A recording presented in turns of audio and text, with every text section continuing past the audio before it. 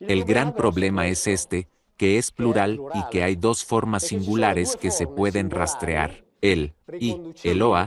Entonces uno se pregunta, pero, ¿por qué usan el plural si tienen formas singulares? Para indicar ese individuo allí que obviamente, siendo Dios, se supone que ese es el único. Entonces obviamente se elabora toda una serie de explicaciones y aquí, sobre este término de hecho, está la madre misma de todas las objeciones que se me dirigen. Todos los demás vienen en cascada. Si nos entendemos en esto, todo lo demás se sigue como consecuencia.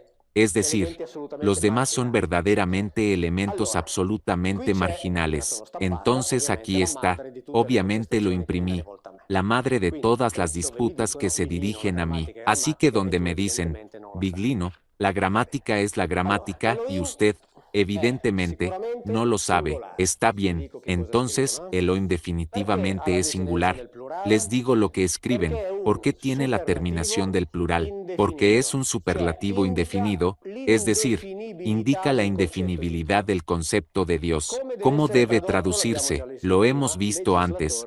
Legislador supremo. Luego está el otro problema, que Elohim se usa tanto con verbos, en hebreo, tanto con verbos singulares como plurales, y entonces la explicación es, verbos en plural, Elohim ya no significa Dios sino jueces. Verbos en singular, digamos, se refiere a ese que por conveniencia ahora llamamos Dios. Para que nos entendamos, bueno, los verbos en plural significan jueces. El verbo en singular lo identifica a él. Entonces cada quien para él tiene sus propias ideas. Esta es la regla que se elabora y explica precisamente para justificar el uso del plural. Tenga en cuenta que quien quiera que haya escrito la Biblia no lo hizo siguiendo reglas gramaticales que probablemente ni siquiera existían. Todas las reglas gramaticales que se describen son elaboradas sucesivamente, a lo largo de los siglos por gramáticos, es decir, por aquellos que estudian y por tanto intentan comprender a posteriori. Por ejemplo,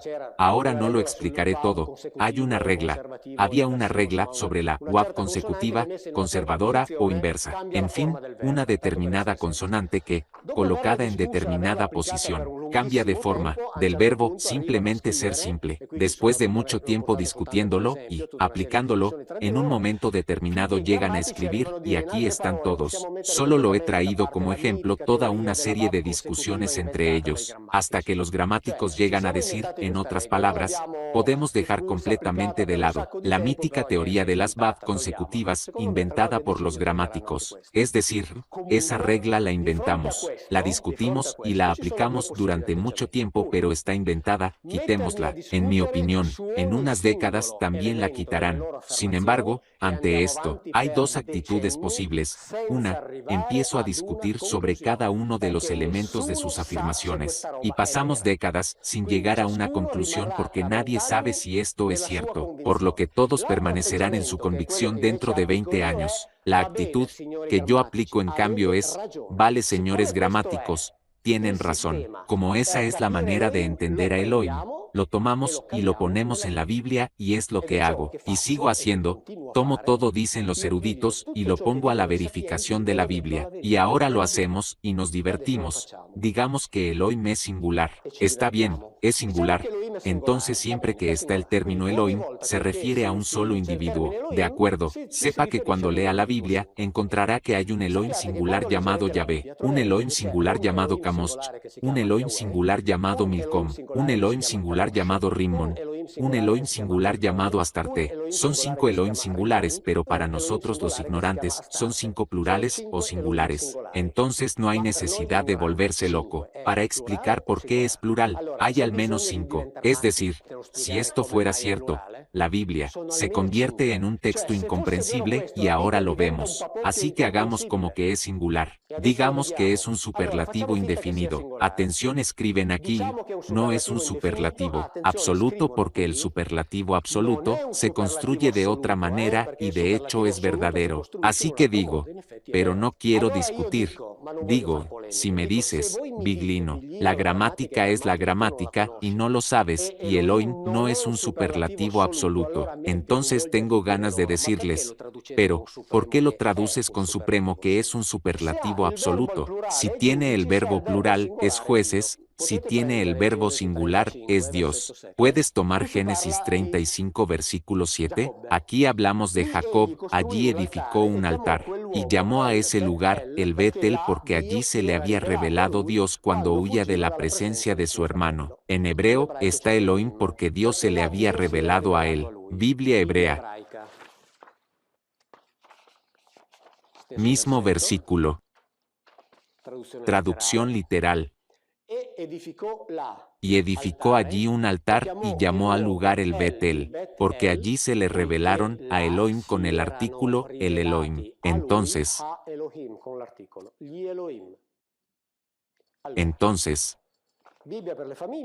Biblias para familias, singular, Biblias que van a las facultades de teología y universidades donde se estudia la Biblia, plural. En hebreo es plural y en las universidades y facultades de teología, donde hay gente que sabe hebreo y no se pueden engañar porque dicen, pero perdón, Niglu, se le revelaron es plural, porque lo traduces en singular.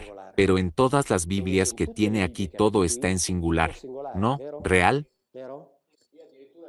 Esa es la Biblia de los testigos de Jehová que ponen el Dios verdadero, lo ponen entre paréntesis, porque tienen un sentido de dignidad y saben que el verdadero no existe y por eso lo ponen. Pero, para decir a los fieles, mirad que este es el Dios verdadero, pues bien, entonces aplico esta regla. Y digo que Jacob edificó el altar porque había visto a los jueces, pero hay otro aún peor, aún más hermoso. Génesis 20:13, es Abraham hablando, supongamos que existió, y aconteció que cuando Dios me hizo alejarme de la casa de mi padre le dije, etcétera, etcétera, cuando Dios me hizo alejarme de la casa de mi padre. Sabemos que para los cristianos, este Dios es el que, con lo que se llama la vocación de Abraham, comienza la historia de la salvación. Es decir, Dios desciende a la historia, se presenta a Abraham y le dice, ahora ven conmigo, vamos a la tierra de Canaán, y allí comienza la historia de la salvación, por lo que no sé, porque leímos antes que el pecado original no existe. Sin embargo, para los cristianos, la historia de la salvación comienza allí. Para los judíos, este es el Dios, que les prometió la tierra de Canaán.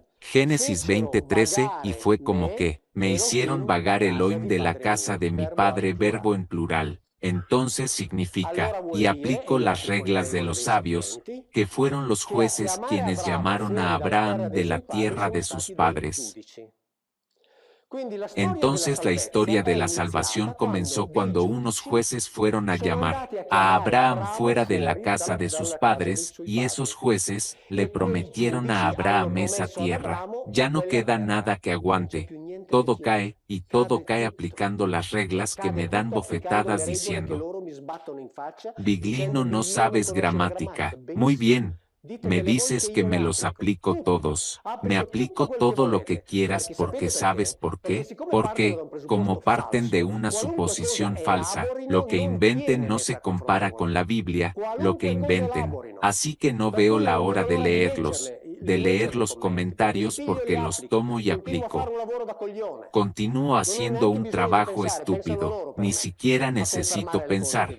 Ellos piensan por mí. Para confirmar las cosas que digo. Génesis 35:1, Vajomer Elohim el Yaakov, y Elohim dijo a Jacob, levántate y sube a Betel. Betel significa casa de él, y reside allí, y haz allí un altar a él. Traducción literal, él se mostró a tú que es aquí Elohim, entendido como singular, y en cambio aquí es el grupo de Elohim que habla.